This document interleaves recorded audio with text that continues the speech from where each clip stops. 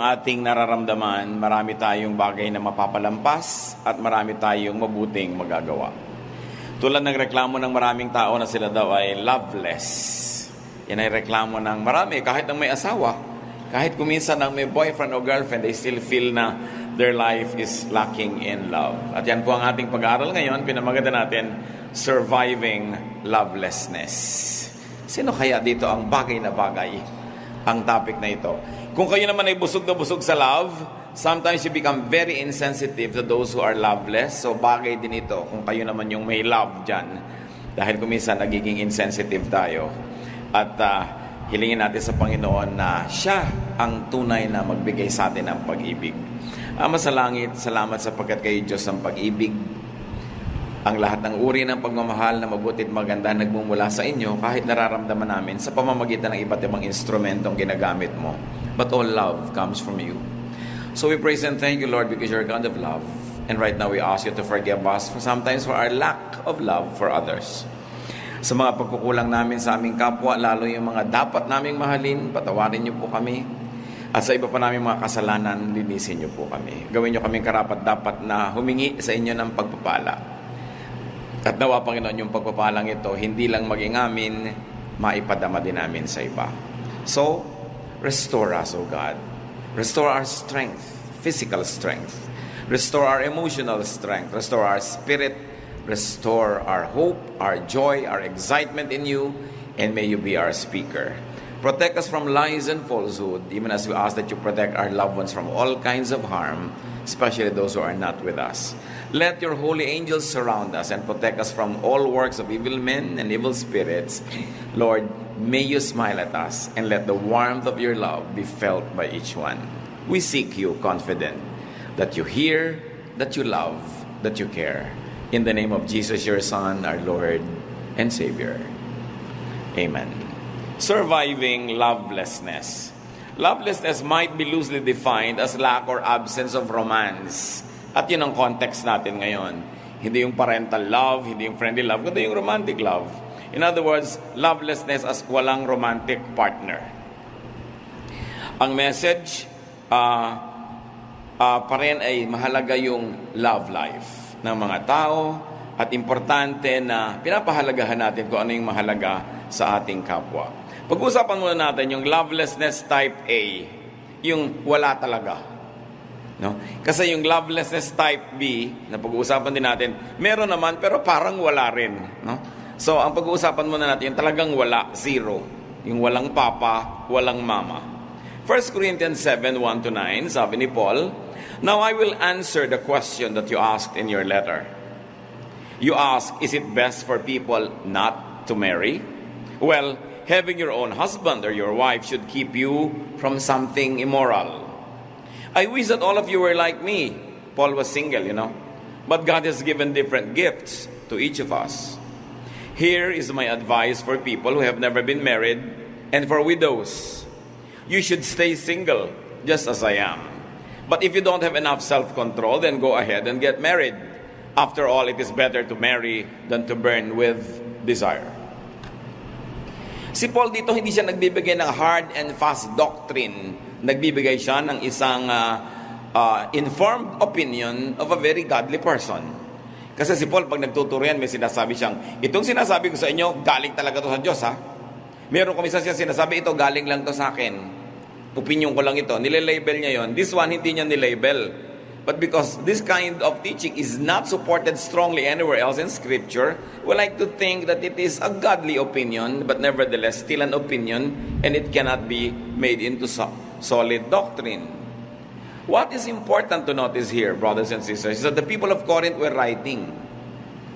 Pagka ba nabiyuda na, dapat pa mag-asawa or not? Talaga bang dapat na kantsawan at ipagtula ka mag-asawa yung mga nasa edad na hindi pa nag-aasawa? Sabi niya, alam nyo, kung ako kayo, kung hindi rin lang kayo naglalagablab sa pagnanasa, no? At kaya nyo namang babuhay ng wala niyan, mabuti pa tularan nyo na lang ako, single forever. Sabi niya, pero kung wala kayong control sa buhay, single nga kayo, pero kung kanino kayo nakikiangkas, mag-asawa na lang kayo para tahimik ang buhay nyo. What we see here is that Paul survived lovelessness. Remember, lovelessness is romantic love, ha? Kasi laging yung godly love, meron lagi yan eh. Paul even recommended that singles remain so. This is not the ideal. But this is at least exemplified. Hindi ito ideal, ha? Hindi ito must. Hindi ko mo sinabi ni Paul, lahat tayo ngayon ay susikapin na natin gawin yun. Sabi niya, meron sa inyo cut out for marriage. May mga taong parang baging, hindi makakatindig ng hindi nakapulupot kung kanino.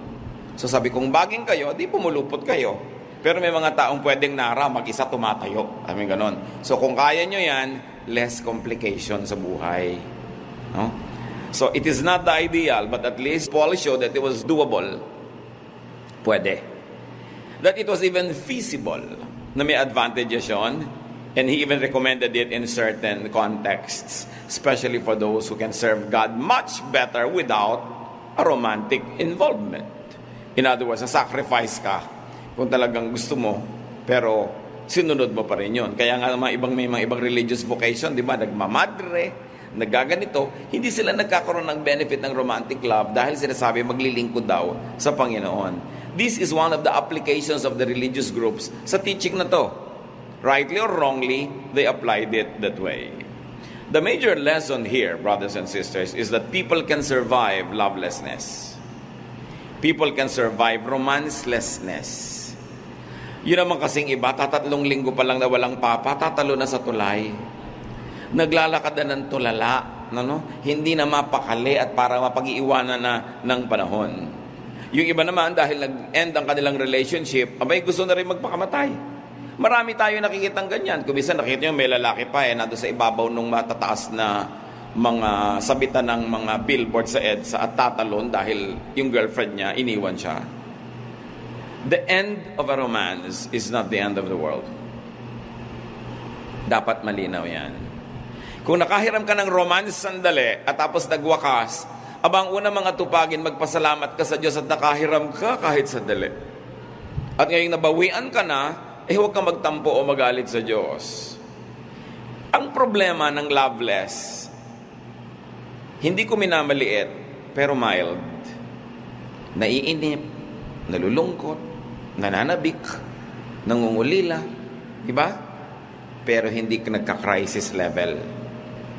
Ang nagka-crisis level, yung may love and romance.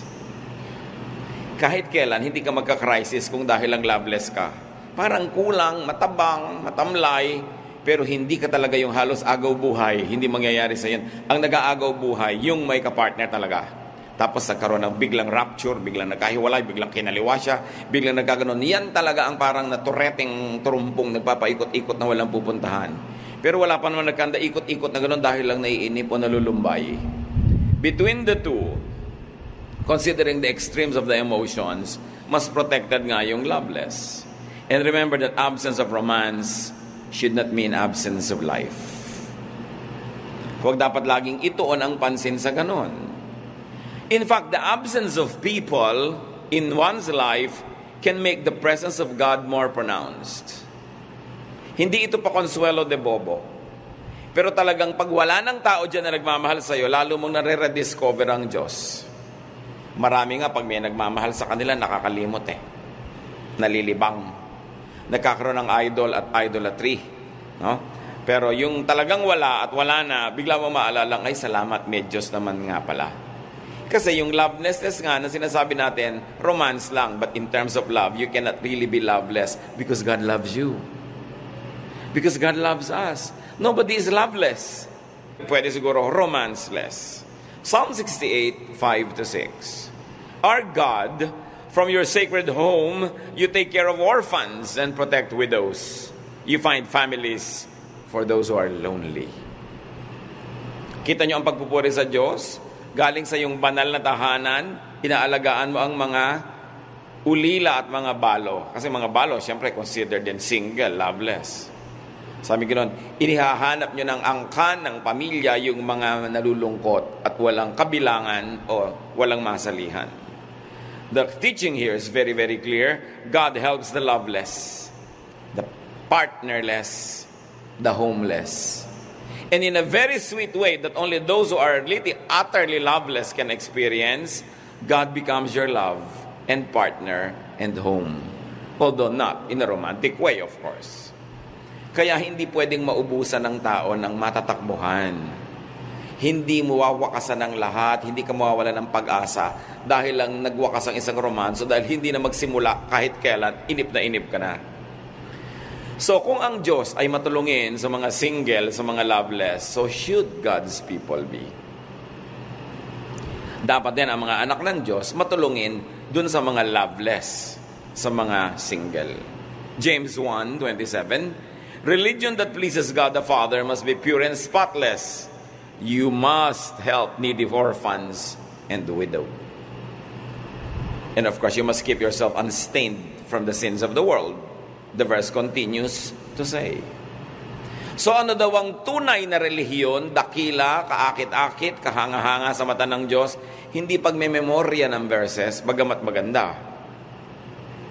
Hindi attendance sa mga church activities, bagamat useful and beautiful.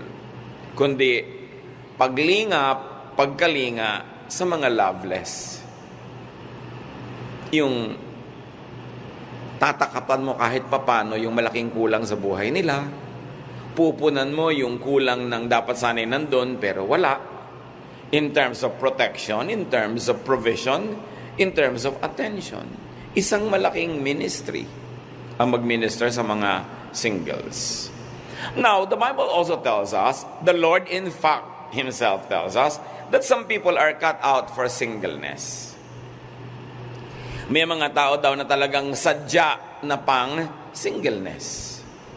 Matthew 19:11, the Lord says, Jesus told them, only those people who have been given the gift of staying single can accept this teaching. Some people are unable to marry because of birth defects or because of what someone has done to their bodies. Others stay single for the sake of the kingdom of heaven. Anyone who can accept this teaching should do so. Isa ito sa mga pinakamahihiwaga and least discussed teachings ng Panginoon. Ang sinasabi dito ng Panginoon, may mga tao talaga na hindi akma, hindi bagay, hindi tugma sa pag-aasawa dahil sa mga kadahilanan na nung ipinanganak pa sila nandun na. Sabi sa verse 12, because of birth defects or because of what someone has done to their bodies.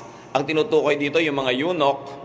Nung araw kasi may mga lalaki na pag 9, 7 years old kinakapon para sila ay maging tauhan ng mga reyna at mga prinsesa at hindi nila siyempre magalaw o magka-interes sila sa mga reyna at prinsesa. They are the eunuchs. They are not capable of sexual reproduction, not even of sexual intercourse.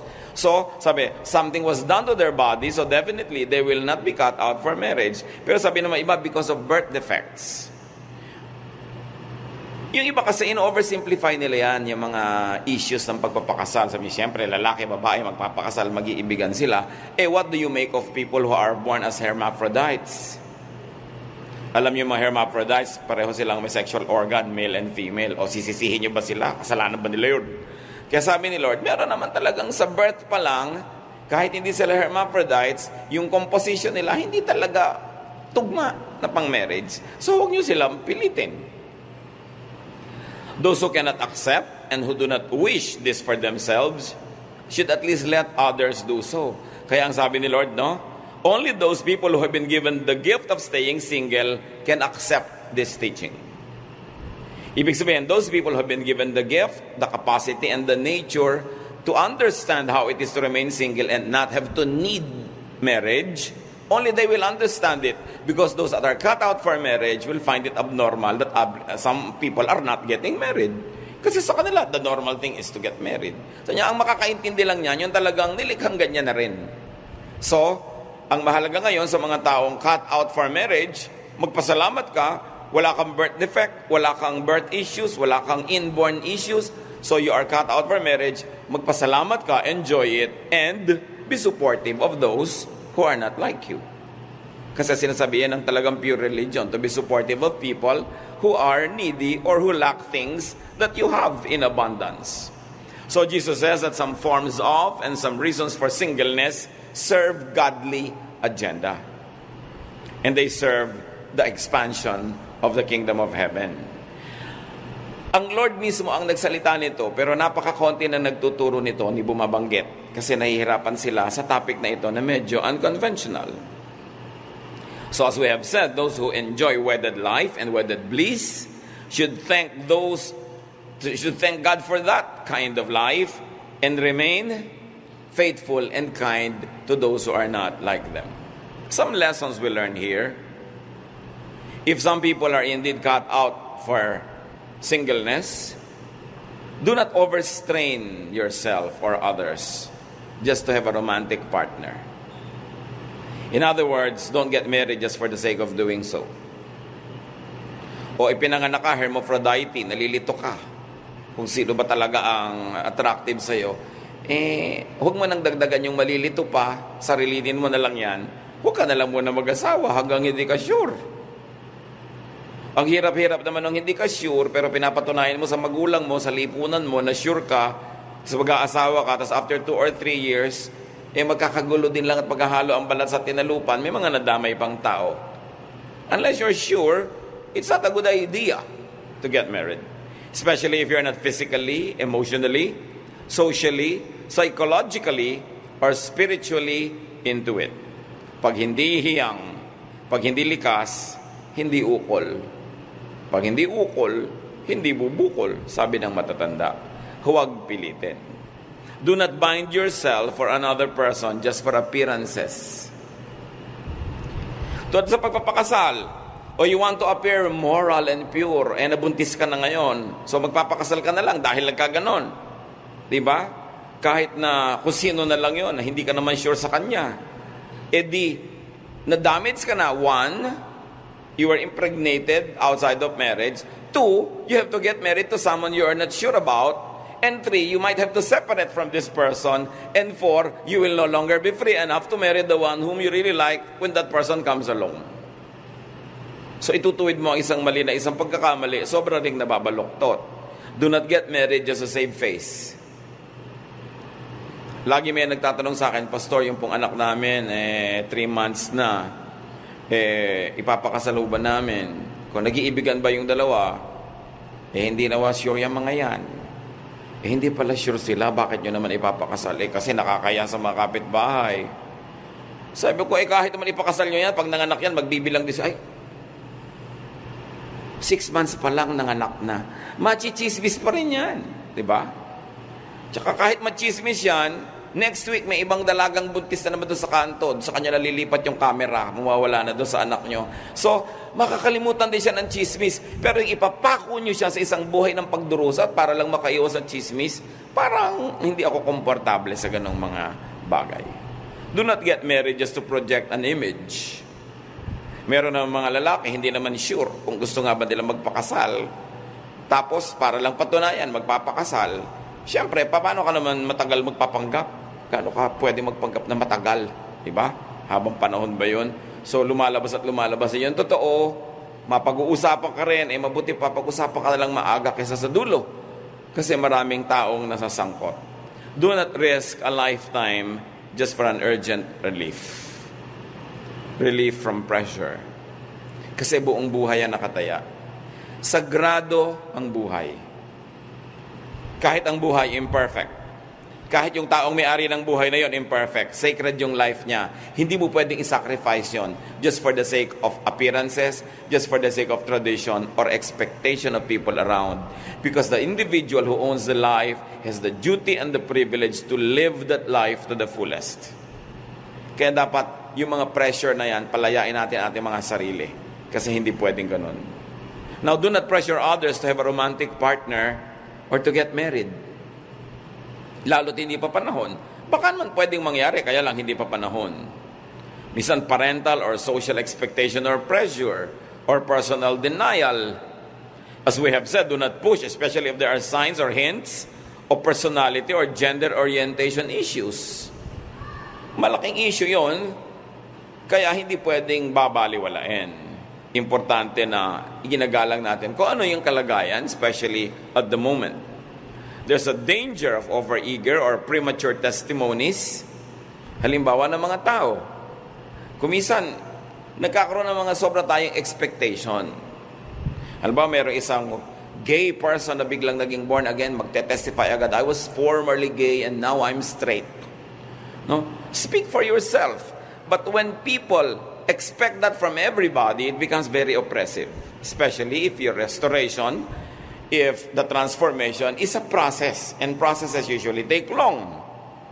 Sometimes it takes a lifetime. But there are people who give quick and false assurances that it's good for everybody, that is a formula for everybody. It becomes oppressive. An instant reorientation in anything is a very, very big promise to make and to keep. This is oppressive, even to those making the promise.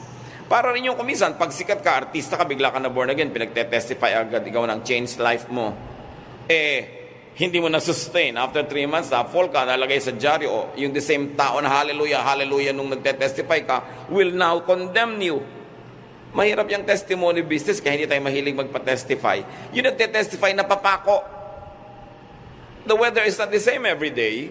Your spirituality, the conditions around you might be very conducive now for a very high level of spirituality, but you don't know if that's the same 3 months from now. We are as good as our last victories and failures. Kaya mahirap yung ipinapako ang mga expectation. No? Kailangan hindi lagi na lang nagsasalita ang tao at generalize para sa lahat yung personal niyang karanasan. Now, do not make the partner less uncomfortable or out of place. Sa mga social situations, yung mga taklesang kamag-anak, tuwing may kasalan na lang, tatanungin yung old maid, ikaw kailan? Akala mo, lalo kung yung tao gustong-gusto niya magkaroon ng asawa, pinaparusahan mo siya. Diba? Gusto ko nga nasaan? Bigyan niyo ako, nasaan? Diba? Ikaw kailan? Mga tao kasi mahilig magsalita ng may mag-asawang hindi magkaanak ng 3 taon na laging, kayo, kailan kayo makakabuo? Hindi ba gusto mo siyang ilibing ng buhay? Kung merong gustong makabuo yung mag-asawa, bakit nakikialam yung mga tao laging, kayo, baka naman di kayo marunong, bla bla bla. Yung mga nonsense na mga walang katutura, mga salita ng mga tao. Lalong nagpapahirap ng loob sa mga nahihirapan na nga. We should be sensitive. Kung gusto ng taong mag-asawa, haharurot yan. Kayo iba, 13 pa lang, nag-aasawa na Gustong-gusto. 17. Ngayon, kung 45 na, hindi pa, huwag mong pakialaman. Baka ayaw. O baka wala lang sa mood. O baka walang nanliligaw. Anong gagawin mo sa kanya? Kaya dapat hindi pinagtatatanong yan. Gawin nyo yan na isang covenant sa inyong pamilya. Walang tanungan, kailan ka? Diba? Yung mga magulang habang bata, naku, huwag kayo magpapaligaw. Tapos pero pag above 30 na, naiinip na, pinaparipa na, may kasama ng plancha at mga kaldero. Mabili na lang ang anak. But it is oppressive. Kung gustong-gusto mo, tapos walang mangyari, may nagtatanong pa sa'yo, nadadagdagan yung hirap. At kung ayaw na ayaw naman, may nagtatanong, diring-diri ka sa tanong. Di ba? Ayoko pinapantal ako, ba't yung ba ako pinag-aasawa? Di ba? Bakit nyo ako pinapakialaman? So we should be very sensitive, no? Social situations, mga seating arrangements, meron kang seating arrangement, puro couple, tapos may biglang isang siya lang yung single sa mesa. Parang yung sinabing, you don't belong. Importante sa social mix. Kahit sa mga singles fellowship sa mga churches, the singles fellowship can easily reduce to become just a dating club. Na parang, ang goal mo, mawala ka na sa singles fellowship agad, makakita ka ng matitiklo mo doon sa singles fellowship, mapakasal kayo at malipat na kayo sa couples. Kung ikaw ngayon, isang single person na hindi ka cut out for marriage, sa kasasaling fellowship, kung alam mong puro walang inatupag yung mga tao sa singles fellowship, kung di maghanap ng kadate, saan ka ngayon ilalagay? Then people fall in the cracks. Huwag tayong malibang kung 90% of the people in the church are being ministered to according to their reality, according to the truth of their life. Kung may 10% na hindi nami-ministeran, yung mga women halimbawa na unmarried, tapos napipilitang sumama sa women's fellowship, tapos ang mga topic tungkol sa mga husband and wife relationship, blah blah blah, anong gagawin nila? Diba? These people fall in the cracks. And you must notice that the attention of the Lord Jesus was not on the majority who are happy and normal, but to those who fall in the cracks, the outsiders, the lepers, the sinners, the tax collectors, the outcasts, yung mga walang description, yung mga hindi kasali, yung mga puwera, yun ang inipon niya At yun ang kanyang labis na minahal. Dapat ganun din ang gawin ng church at ng mga church people. You don't always just minister to the loud majority, but you listen to those who are voiceless. Because centuries, sometimes, of tradition and centuries of neglect and centuries of minimalization have taught them to be just silent. Kailangan sensitive ka doon. This is the spirit of Jesus Christ. Sensitive sa mga puwera, sa mga hindi kasali, sa mga kawawa, sa mga hindi maintindihan. So, kahit sa mga church fellowships, sensitive dapat sa ganon. And say no evil. Ano yung mga say no evil nga? Yung sinasabi natin, o kailan ka? O ikaw, kailan naman? Mga ganyang mga tanong. Magtanong kayo ng iba. Sa pa pinakulay ang buhok mo? Diba? Saan ka nakabili ng magandang lote? Marami namang naitatanong sa buhay. No? Pero yung ganong tanong talaga, napaka-unkind. Stop asking. In fact, do not even ask. And do not be over-solicitous. O ikaw, ito kawawa naman ito. Wala naman itong kasiping sa mga malalamig na gabi. Padala mo ng unan. Diba? Ay, anong magagawa mo? Walang katuturan yon. Stop criminalizing singleness and aloneness. Isa pa dito na laging mga tampulan ng biro, mga byuda. Next, more difficult to being single all along is to have had a husband or a wife and then maging widow or widower. Lagi nila ikaw tampulan din ng mga biro. No? At yung mga dirty old men, walang ginawa kundi kindat-kindatan ng mga byuda. Yung parang akala mo laging lahat ng byuda ay marupok. Lahat ng byuda ay talagang hinihintay lang matisod sila at sasama na. Maraming lalaki ganun ang attitude sa mga byuda. Napaka-condescending. We must be sensitive and respect widows. No?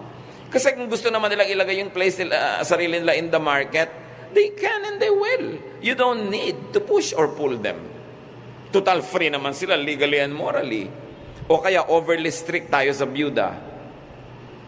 Yung mga anak, naku, hindi na namin pagpapayagang mag-asawa si mami na nabiyuda. 37 pa lang mga anak, yung nanay nyo. 42. Sana man lang 97, baka pwede na, sige. Pero kahit mga 97 at gusto niya, bakit nyo pipigilin? Selfish sa mga anak. Sasabihin, ibibigay ni mama yung mga kabuhayan namin sa mga papangasawa niya. Kakamutin nyo ba naman yung bakokang niya kung kumakate? Di ba?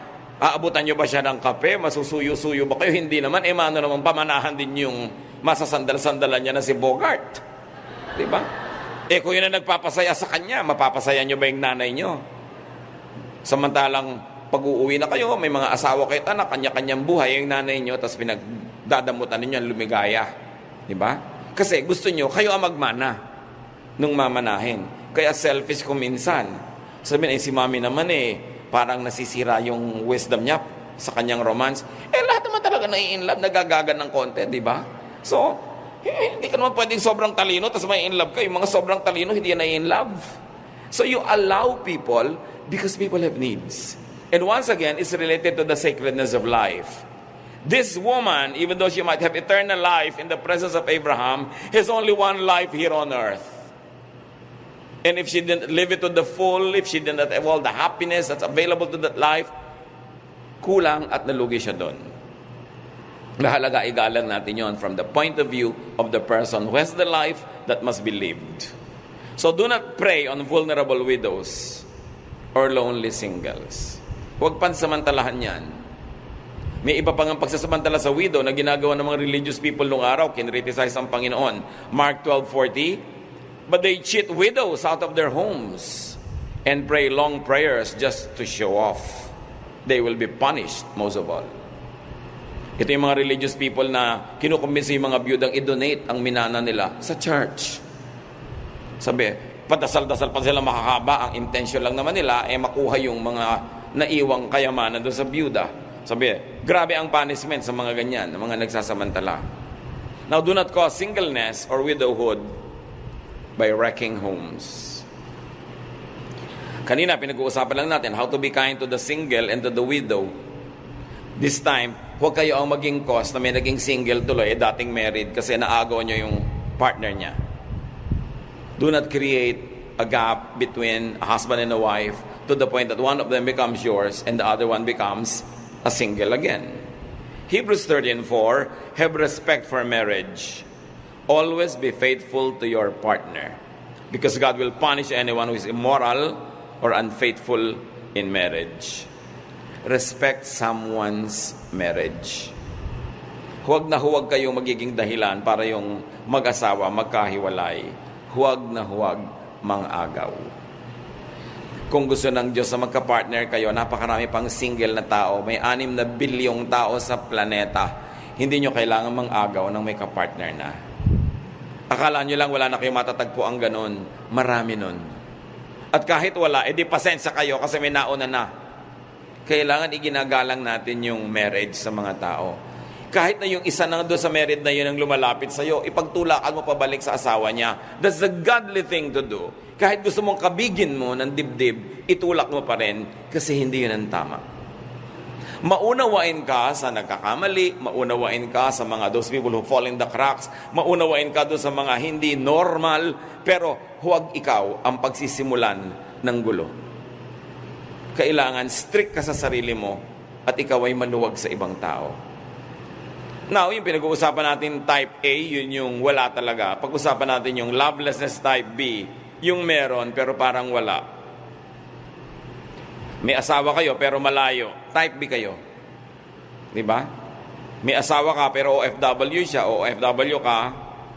O may asawa ka pero yung asawa mo unable or disabled to be romantic. Ito yung type B. Meron pero para ring wala. 1 Corinthians 7, 1-5. Now I will answer the questions that you ask in your letter. You ask, is it best for people not to marry? Well, having your own husband or wife should keep you from doing something immoral.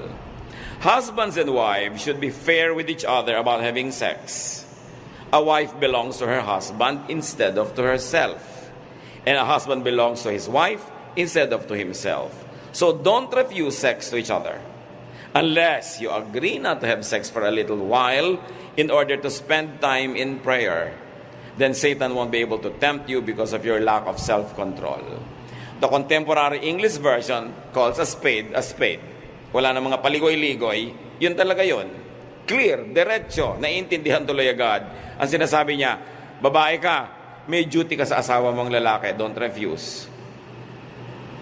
Lalaki, may duty ka sa asawa mong babae, don't refuse. Unless, pinagkasundoan nyo, o magpe-pray tayo ng 1 linggo, ha? So, ang Diyos lang ang pagtutuunan natin ng pansin, mag-aayuno tayo mula sa lahat ng bagay. Pero sabi niya, but come together again quickly, so Satan cannot tempt you. Walang pagod ako.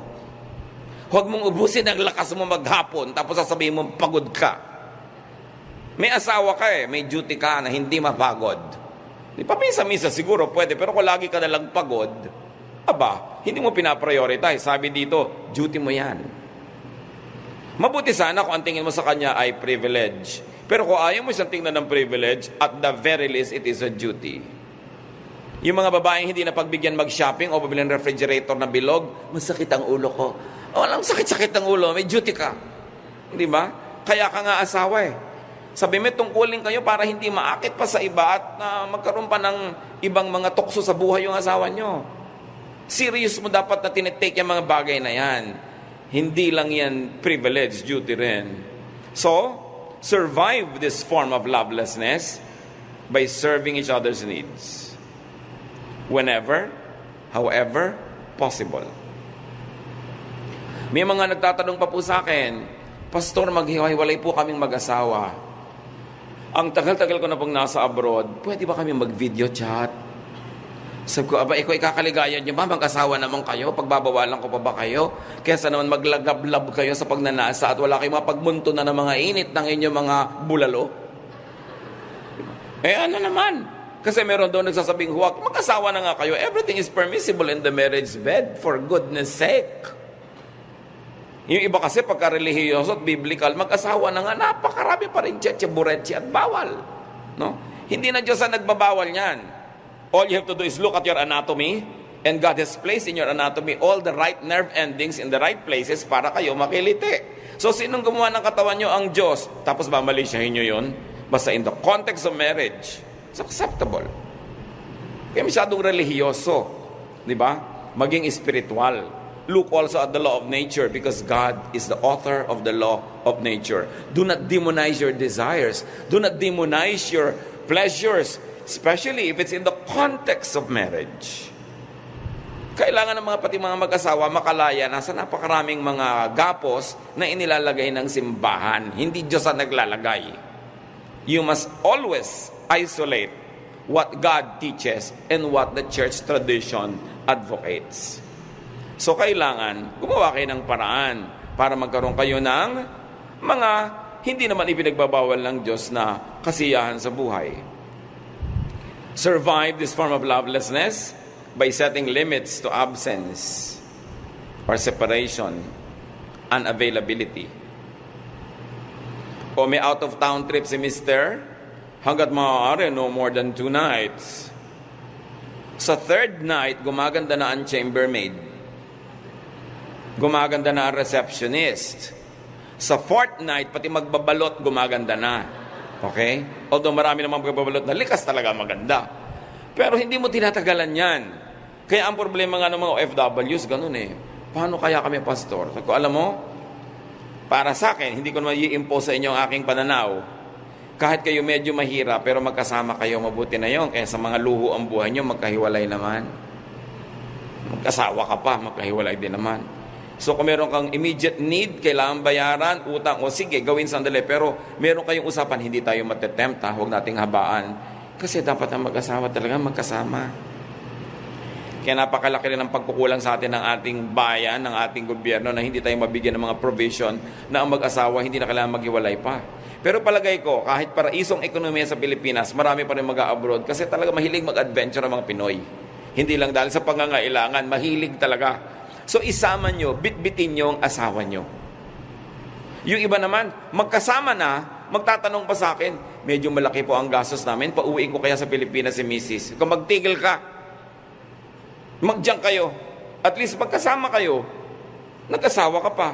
So kayo, mga hindi pa married, huwag nga kayo mag-asawa kung nasa plano nyo naman, hindi rin kayo magsasama.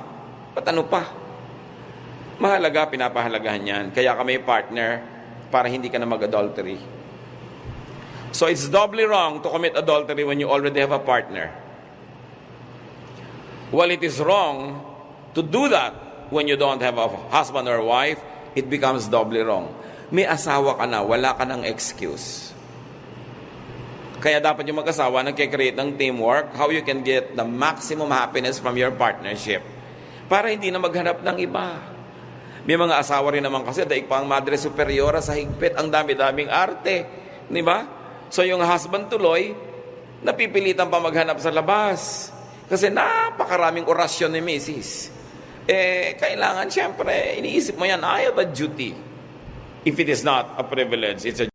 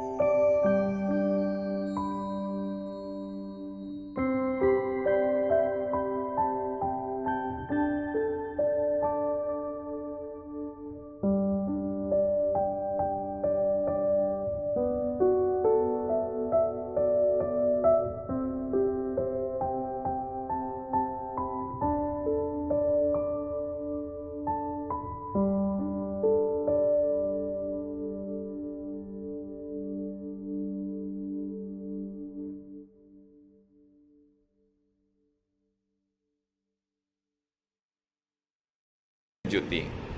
And of course, how do you survive? By relying and depending on God. In all cases. Mas malakas ang presensya ng Diyos sa ating buhay, mas konti ang mga kulang at gaps na kailangang ihanap pa ng pupuno. Psalm 42, 5-6, Why am I discouraged? Why is my heart so sad? I will put my hope in God. I will praise Him again, my Savior and my God. Now I am deeply discouraged, but I will remember you. So sa loveless, sa romanceless, put your hope in God. Remember God. Hindi ito panglibang lang. Meron itong malalim na katotohanan. Pag sinerious mo ang relasyon mo sa Diyos, kumisan nga kahit asawa mo, magmumukhang abala pa. Magmumukhang excess baggage. Pag punong-puno ka ng Diyos, gusto mo puro Diyos, kahit anak mo, kahit nanay mo, kahit sino, parang kahit wala sila, pwede. Kasi dapat ganun ang tao. Na pagka maganda yung relasyon mo sa Diyos, bagamat mas dagdag na may mga relasyon ka sa tao, pero dapat hindi ka parang sobrang kulang. Although normal na nararamdaman mong may kulang, kaya nga si Adan binigyan ng kasama sa buhay, kahit pa nga may Diyos. Pero punuin natin ang presensya ng Diyos ang puso natin, lalong-lalo kung alam nyo na nangungulila ka, nalulungkot, nalulumbay, natetempt, all the more that you should fill your heart with the Spirit of God. So survive lovelessness. Sino man sa inyo ngayon dito ang loveless, huwag kayong mag-inarte. Kaya nyo yan. Huwag nyo sabihin, hindi ko kaya. Kaya mo yan. It's a decision. And you can do all things through Christ who gives you strength. No? Although, mas masarap nga sana kung magkaroon ka ng kapartner kung yun ang gusto mo. Pero habang wala, live life. Lovelessness need not be a big issue or a handicap. No, do not be shortchanged. Hindi naman kung gustong-gusto mo isang tao, halos gumulong ka na sa kalsada, mapansin ka na lang. Igalang mo sa sarili mo, kahit may gusto ka, lalo't ayaw ka. Kasi pag gusto mo siya at ayaw ka niya, nandidiri siya sa'yo. Kahit ikalat mo yung sarili mo dyan, lagi kang gumagawa ng paraang dumikit, matapilok, wala, naiinis yun sa'yo pag ayaw ka. Lalong walang ka ng pag-asa. Pag alam mo ng ayaw ka, pinagdidikdikan mo pa yung sarili mo doon. So at least may matira man lang sa iyong dangal. Diba? So mga kapatid, kahit gustong-gusto nyo isang tao, pag ayaw sa inyo, magtira naman kayo ng galang sa sarili. Kasi anak tayo ng Diyos. Our body is a temple of the Holy Spirit. Our spirit is one with the Spirit of God. Hindi bagay na nare-reject tayo dahil sobra tayong garapal kung lumapit. Lalaki ka o babae, konting pino, konting pagtitimpi. Kasi kung gusto ka ng tao, lumulukso yung dugo niya. Hindi mo siya kailangan akit-akitin. Siya mismo ang lalapit sa'yo. Kaya haba kang parang mais na gusto mong tukain ka ng manok, di ba mas masakit kung hindi ka pa nga tinuka, nakakalat ka na? So kailangan igalang mo yung sarili mo. Dahil yun ang gusto ng Diyos, be dignified. Kasi meron naman talagang obvious na obvious. No? Parang bulating na mimilipit na kinakagat ng 7 langgam, tuwing nandito yung crush niya. Crush! 37 anyos ka na. Crush! Ibagay-bagay mo naman yung arte mo sa yung edad. Diba? So, importante, siguro magbigay ka lang ng konting pahiwatig ng presence mo, pero huwag mong masyadong i-hard sell lang yung sarili. Lalaki ka man o babae. Kasi, mas nagpapakababa ka, lalong nawawalan ka ng pag-asa na magustuhan. Importante. And then get on with life. Get alive. Because you have romance, get alive in spite of not having romance. Now, kung kayo naman yung punong-puno ng pag-ibig, sabi nyo, hindi naman para sa akin yung topic, but you're still part of the solution. Because sometimes sa inyong pagiging puno, nagiging insensitive ka tuloy. Tinitake mo for granted yung nararamdaman ng mga taong walang kapartner. Thank God that you have romance. Thank God that you have a romantic life. But be kind to those who don't. Like Jesus, be understanding, be nourishing, be accepting, and be supportive. Help the loveless survive. Yan ang ministry mo.